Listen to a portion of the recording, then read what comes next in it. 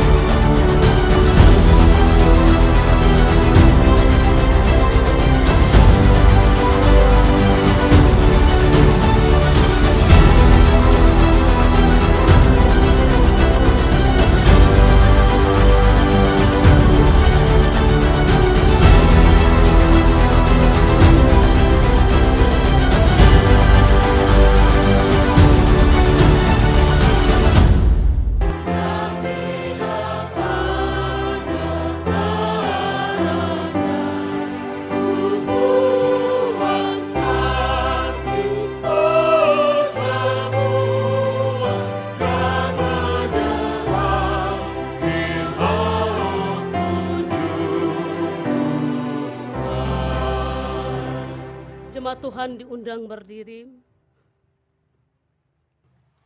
Akan tetapi firman Allah tidak mungkin gagal. Sebab tidak semua orang yang berasal dari Israel adalah orang Israel. Dan juga tidak semua yang terhitung keturunan Abraham adalah anak Abraham. Tetapi yang berasal dari Ishak yang akan disebut keturunanmu. Artinya, bukan anak-anak menurut daging adalah anak-anak Allah, tetapi anak-anak perjanjian yang disebut keturunan yang benar. Sebab firman ini mengandung janji. Pada waktu seperti inilah aku akan datang, dan Sarah akan mempunyai seorang anak laki-laki. Tetapi bukan hanya itu saja. Lebih terang lagi ialah Ribka yang mengandung dari satu orang, yaitu dari Ishak, bapa leluhur kita. Sebab waktu anak-anak ini belum dilahirkan dan belum melakukan yang baik atau yang jahat, supaya rencana Allah tentang pemilihannya diteguhkan, bukan berdasarkan perbuatan tetapi berdasarkan panggilannya.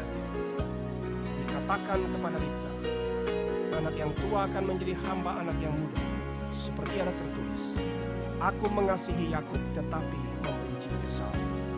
Jika demikian, apakah yang hendak kita katakan? Apakah Allah tidak adil? Mustahil. Sebab ia berfirman kepada Musa, aku akan menaruh belas kasihan kepada siapa aku mau menaruh belas kasihan. Dan aku akan bermurah hati kepada siapa aku mau bermurah hati. Jadi hal itu tidak tergantung pada kehendak orang atau usaha orang, tetapi kepada kemurahan hati Allah. Sebab kitab suci berkata kepada Firaun, itulah sebabnya aku membangkitkan engkau, yaitu supaya aku memperlihatkan kuasaku di dalam engkau, dan supaya namaku dimasyhurkan di seluruh bumi. Jadi ia menaruh belas kasihan kepada siapa yang dikehendakinya, dan ia menegarkan hati siapa yang dikehendakinya. Sekarang kamu akan berkata kepadaku, jika demikian, apalagi yang masih disalahkannya? Sebab siapa yang menantang kehendaknya? Siapa kamu, hai manusia, maka kamu membentak Allah? Dapatkah yang dibentuk berkata kepada yang membentuknya, mengapakah engkau membentuk aku demikian?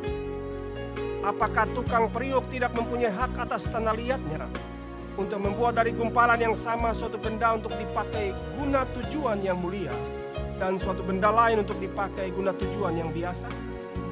Jadi kalau untuk menunjukkan murkanya dan menyatakan kuasanya, Allah menaruh kesabarannya yang besar terhadap benda-benda kemurkaannya yang telah disiapkan untuk kebinasaan, justru untuk menyatakan kekayaan kemuliaannya atas benda-benda belas kasihannya yang telah dipersiapkannya untuk kemuliaan, yaitu kita, yang telah dipanggilnya bukan hanya dari antara orang Yahudi, tapi juga dari antara bangsa-bangsa lain, seperti yang difirmankannya juga dalam kitab Nabi Hosea, yang bukan umatku akan kusebut umatku, dan yang bukan kekasih, kekasih. Dan di tempat di mana akan dikatakan kepada mereka, kamu ini bukanlah umatku, di sana akan dikatakan kepada mereka, anak-anak Allah yang hidup. Dan Yesaya berseru tentang Israel, sekalipun jumlah anak Israel seperti pasir di laut, namun hanya sisanya akan diselamatkan. Apa yang telah difirmankannya akan dilakukan Tuhan di atas bumi, sempurna dan segera. Dan seperti yang dikatakan Yesaya sebelumnya, seandainya Tuhan semesta alam tidak meninggalkan pada kita keturunan, kita sudah menjadi seperti Sodom dan sama seperti Gomora. Demikian jawab pembacaan kitab suci bagi kita pada hari ini. Berbahagialah setiap orang yang mendengar firman Tuhan dan melakukannya dalam hidupnya. Di hati kami Tuhan, Kau tulis sabdamu.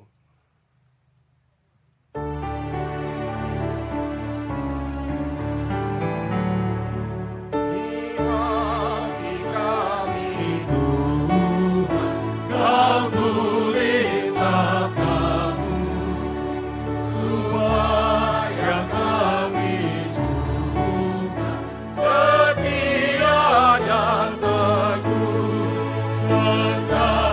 Gunung goyang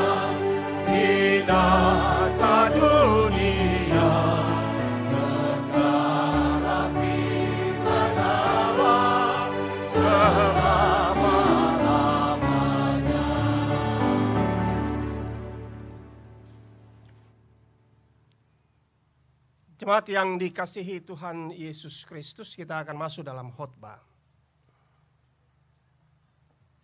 Sidang perayaan HUT ke-168, Injil masuk di Pulau Mansinam, tanggal 5 Februari 1855. Hingga hari ini 168 tahun. Hari ini kita bersyukur, kita bersukacita, kita memuji nama Tuhan. Karena perayaan tahun ini, tahun 2023, adalah sebuah perayaan yang unik. Sebuah perayaan yang berbeda. Sebuah perayaan yang lain daripada yang lain. Mengapa perayaan ini saya menyebutkannya unik? 5 Februari tahun 2023 ini unik. Karena Bapak Ibu, yang pertama setelah tanggal GKI berdiri tahun 1956, perayaan 5 Februari tahun 1957 sampai 5 Februari tahun 2000, dirayakan oleh GKI dalam satu provinsi di era otonomi daerah. Kemudian yang era kedua, 5 Februari tahun 2001 atau 2002, hingga 5 Februari tahun 2022. 5 Februari HUT Pekabaran Injil dirayakan di era Otsus bab 1 kah, jilid 1 kah? GKI di tanah Papua dan 2 provinsi, Papua dan Papua Barat. Sekarang hari ini, 5 Februari 2022, 168 tahun Injil berkuasa di tanah Papua. Kita merayakannya pada era Otsus kedua dengan 6 provinsi, mungkin nanti tambah. Karena itu hari ini berbeda dari hari sebelumnya. Hari ini unik dari hari yang lain. Kita hendak mendengar firman Tuhan dengan kacamata yang berbeda. Baik saya yang memberitakan dengan cara pandang yang berbeda, Bapak Ibu jemaat Tuhan juga harus melihat hari ini, melihat firman Tuhan dengan sudut pandang yang berbeda. Kita hendak merefleksikan firman Tuhan. Saya tidak berkhotbah Bapak Ibu. Saya hanya memberikan sebuah refleksi kecil. Nanti kita masing-masing pulang baru masing-masing berkhotbah dirinya sendiri dengan refleksi ini. Kita merefleksikan firman Tuhan dalam pelayanan dan gerak pekerjaan gereja. Dalam gerak pekerjaan kita sebagai gereja, sebagai masyarakat, sebagai pemerintah, dan sebagai umat Tuhan di tanah Papua dalam konteks negara Republik Indonesia. Roma pasal 9 ayat 19 dan 21 berkata, apakah tukang periuk tidak mempunyai hak atas tanah liatnya untuk membuat dari gumpalan yang sama suatu benda yang dipakai guna tujuan yang mulia dan suatu benda lain untuk dipakai guna tujuan yang biasa? Artinya, hari ini kita duduk di sini dan di seantero tanah Papua sejak jam 6 pagi sampai jam 9 tadi. Kita menyadari dan memahami bahwa Tuhan Allah Bapa di sorga dalam nama Yesus Kristus dalam kuasa Roh Kudus telah memilih dan memutuskan dalam karyanya yang besar, telah memanggil kita ke dalam rencananya untuk membentuk kita masing-masing seperti hari ini. Itu kehendaknya, itu kemauannya, itu maksudnya. Pembentukan orang-orang di tanah Papua telah dimulainya, diawalinya dari tempat ini 168 tahun yang lalu. 5 Februari 1855. Menurut konteks pembacaan kita, Tuhan membentuk kita menjadi anak-anaknya, yaitu anak perjanjian. Ayat 8 dan ayat 20 sampai 21. Karena itu saya memberikan refleksi, tema refleksi bagi kita hari ini adalah dipanggil dan dipilih menjadi anak perjanjian untuk kehendak Allah.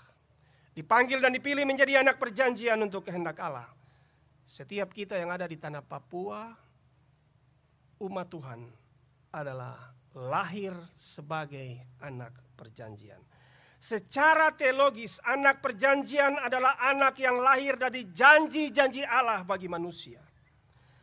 Bahwa anak ini akan hidup berdasarkan janji-janji itu. Ia dididik dalam dan menurut janji itu. Ia bekerja menurut janji itu supaya ia menjadi berkat di dalam janji-janji itu. Allah memulai menyebut dunia, menyebut anak perjanjian dengan Abraham, Ishak, Yakub, Israel, dan seterusnya sampai hari ini. Allah memulai menyelamatkan Papua dengan dua anak perjanjian, Otto dan Geisler. Dua anak yang dilahirkan sebagai pemuda Jerman yang tangguh, diserahkan oleh keluarganya sesuai janji Tuhan untuk Papua. Mereka mengawali sejarah lahir sebagai anak perjanjian di tanah Papua. Sehingga lahir juga di sini anak-anak perjanjian. Setuju atau tidak setuju, mau atau tidak mau, hari ini kita duduk sebagai anak perjanjian. Karena itu marilah kita belajar bagaimana Tuhan berperkara melakukan begitu banyak anak-anak di Papua sebagai anak perjanjian. Ada 3 hal yang disampaikan firman Tuhan hari ini sebenarnya. Pertama, pada ayat 1 sampai ayatnya yang kelima bicara tentang makna diangkat menjadi anak Allah atau anak perjanjian. Yang kedua pada ayat 6 sampai pada ayat 18 berbicara tentang proses menjadi anak perjanjian. Seorang anak perjanjian harus bertumbuh dalam sebuah proses Allah. Dan yang ketiga pada ayat 19 sampai ayat 29 berbicara tentang apa yang harus dijalani oleh seorang anak perjanjian supaya janji-janji tentang berkat Allah itu dapat terrealisasi masuk ke dalam dunia. Kita mulai dengan refleksi yang pertama. Alkitab berkata, setiap orang yang lahir dari Allah adalah anak-anak Allah. Karl Wilhelm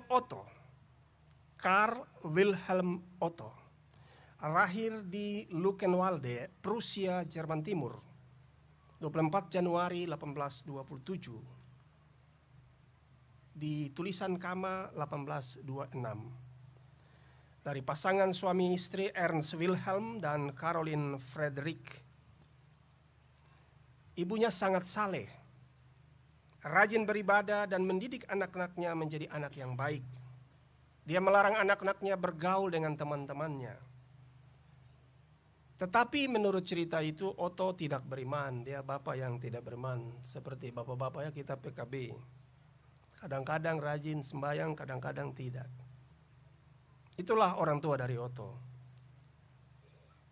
Pada usia 18 tahun, Otto tertarik dengan pekerjaan menjadi seorang sendeling. Tetapi orang tuanya tidak mau. Bapak dan mamanya tidak mau. Akhirnya pada suatu ketika, ada ibadah di rumahnya, Otto jatuh pingsan dan hampir mati. Atas dasar itu, kedua orang tuanya menyerahkan Otto untuk menjadi sendeling. Sedangkan Geisler lahir di Reichenbach, Jerman pada tanggal 18 Februari tahun 1830. Bapaknya seorang penjahit. Ia ingin supaya Geisler besar, mendapat pendidikan yang baik, dan mendapat pekerjaan yang jauh lebih baik. Karena itu, dia mengantar Geisler ke kota Berlin untuk belajar pertukangan di sana. Geisler rajin ke sekolah minggu. Dia menjadi anak remaja dan pemuda yang tangguh dan beriman, yang terdidik. Ia melalui suatu fase yang lahir dalam hidupnya. Karena itu ia memasuki fase baru, masa baru dalam hidupnya. Ia rajin ke gereja, mengikuti sekolah minggu bagi anak dewasa. walaupun ia jauh dari orang tuanya. Refleksi pertama dari kehidupan kedua anak ini adalah orang-orang yang menjadi anak perjanjian adalah orang-orang yang menjalani hidup dekat dengan pemiliknya. Orang-orang yang mengetahui bahwa dia dibentuk oleh Tuhan dan dia harus menjalani hidup di dalam Tuhan. Orang-orang yang bapa dan mamanya turut berperan serta mendidik anak-anak itu supaya mengenal Tuhan. Itulah Otto dan Geisler hari ini. Kita memerlukan keluarga-keluarga. Kita memerlukan anak-anak yang dekat dengan Tuhan. Yang dekat dengan persekutuan gereja. Yang dekat dengan peribadahan-peribadahan. Hari ini, refleksi yang pertama ini hendak menyampaikan kepada kita semua. Didiklah anak-anak, bawalah mereka kepada Tuhan, karena mereka adalah anak-anak perjanjian. Hal yang kedua dari refleksi kita, proses pembentukan karakter menjadi anak perjanjian. Kita belajar dari kedua anak ini dulu. Pada usia 18 tahun, Otto mendengar khotbah. Ia tertarik dan ia timbul keinginan untuk memberitakan Injil. Pendetanya berkhotbah tentang sendeling.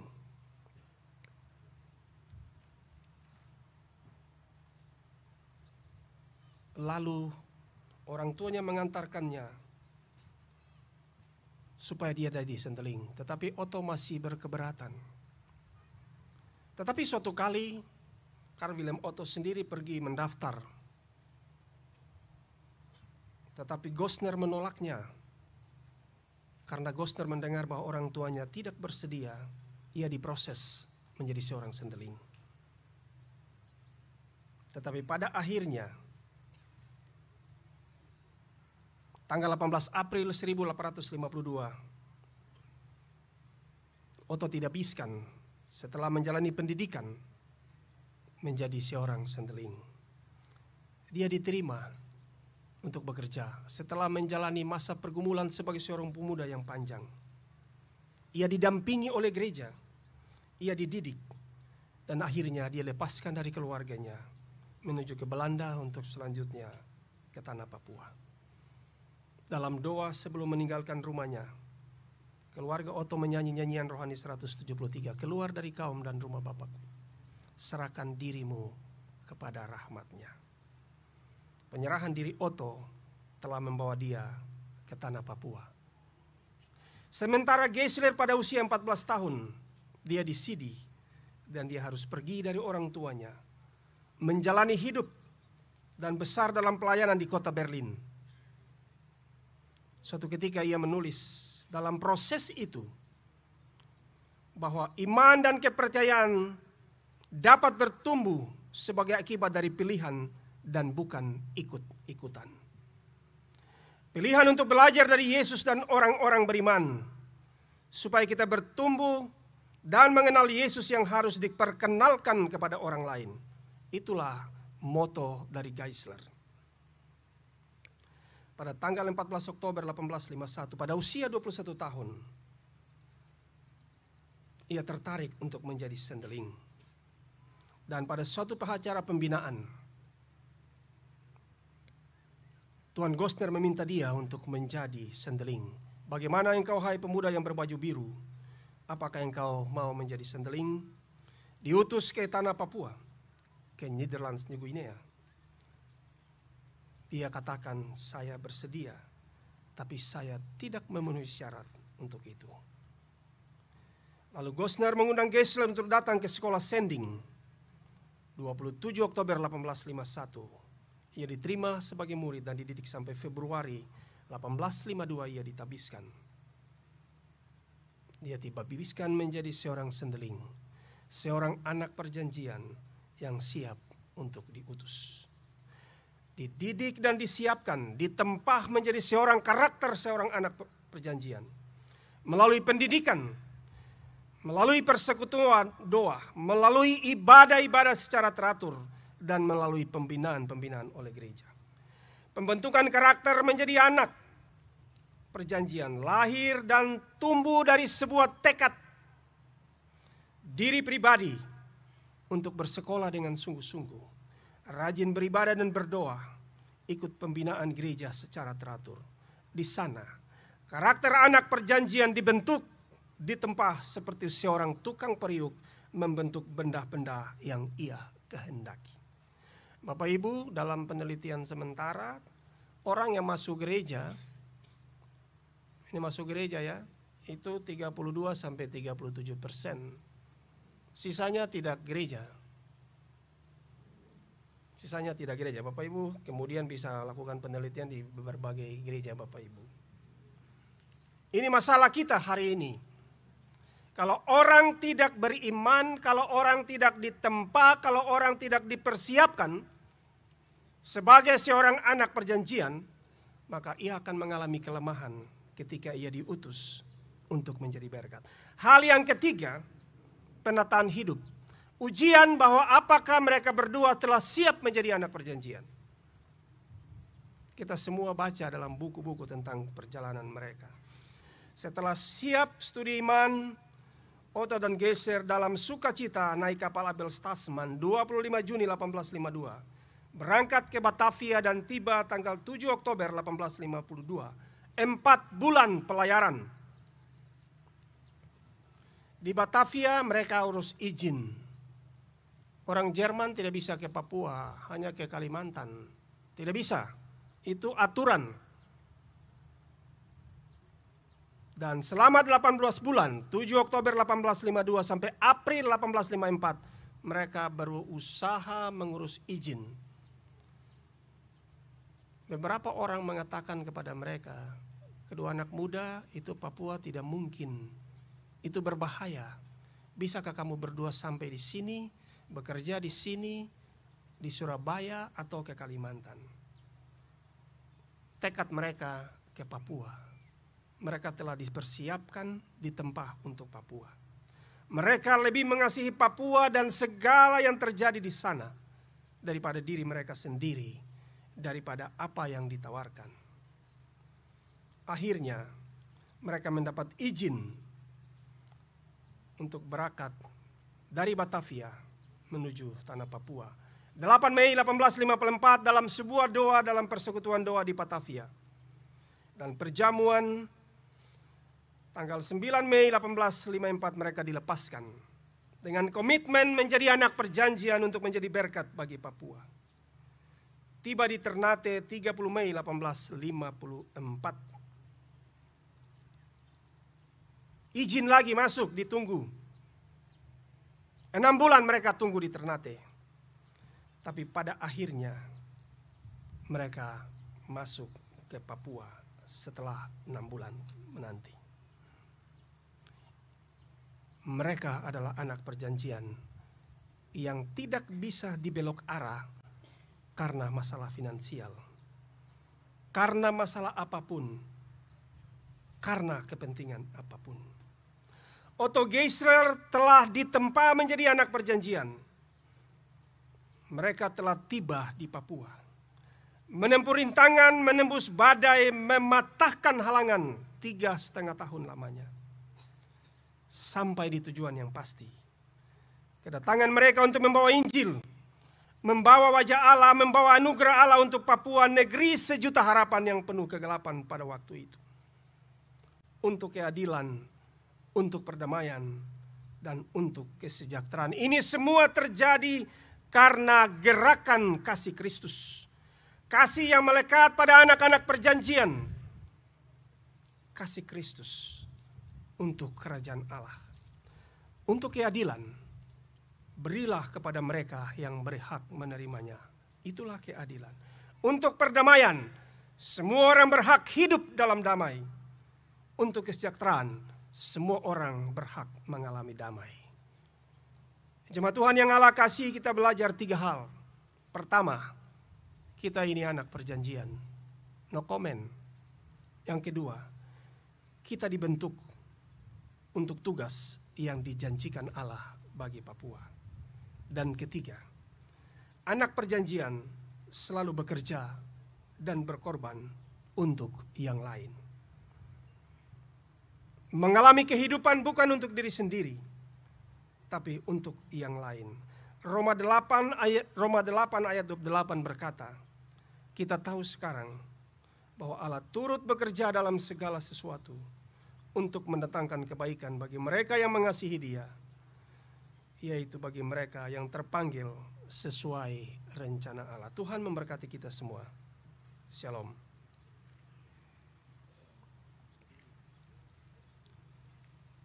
Paduan suara Mansinam Hoyer.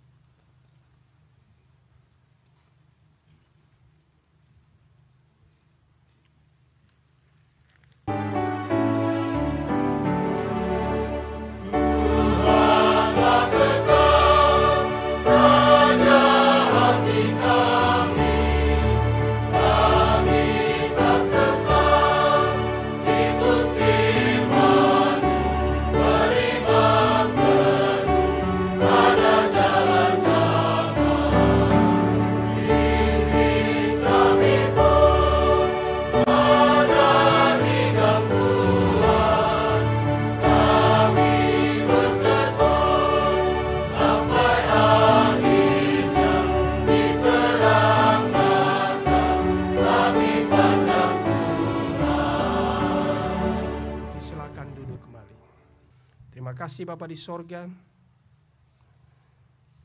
Pada hari ini ada satu keluarga, Bapak Permenasani mengucap syukur untuk ulang tahun yang ke-68.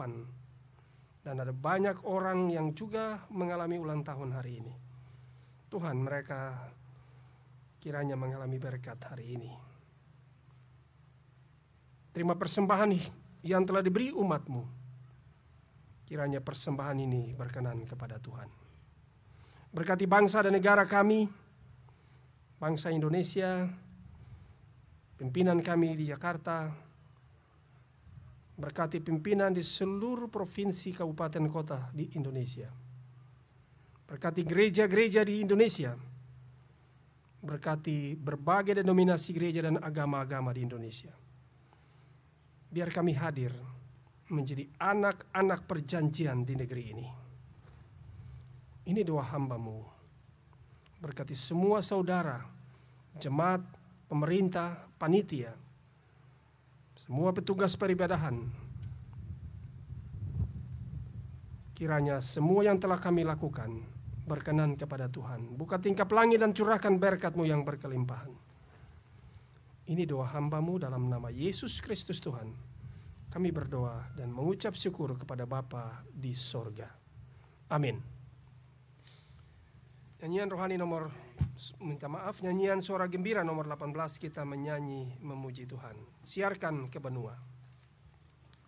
Ayatnya yang ke-6, jemaat silakan berdiri. Siarkan ke benua, sedunia besar, ke kampungnya semua, dan Injil yang besar, dan Injil yang benar, beritahu kepada bangsa siapa Bapaknya yang memberi sentosa dengan sejahtera, dengan sejahtera. Jatuhkanlah berhala, rompakan kuilnya, dirikan rumah Allah dan tempat menyembah, dan tempat menyembah. Yang buta akan melihat, yang tuli mendengar, yang lumpuh pun melompat, yang bingung tersadar, yang bingung tersadar. Jemaat silakan berdiri.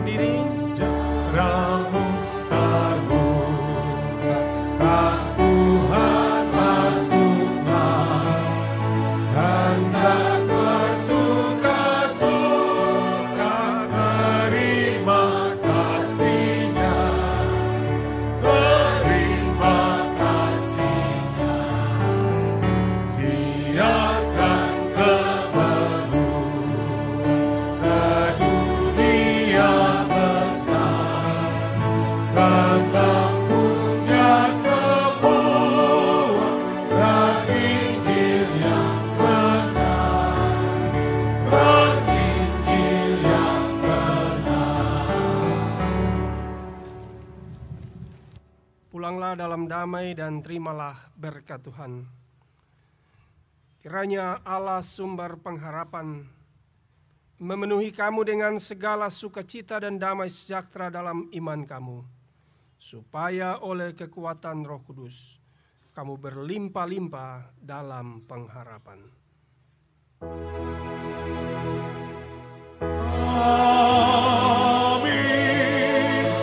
Amin. Amin.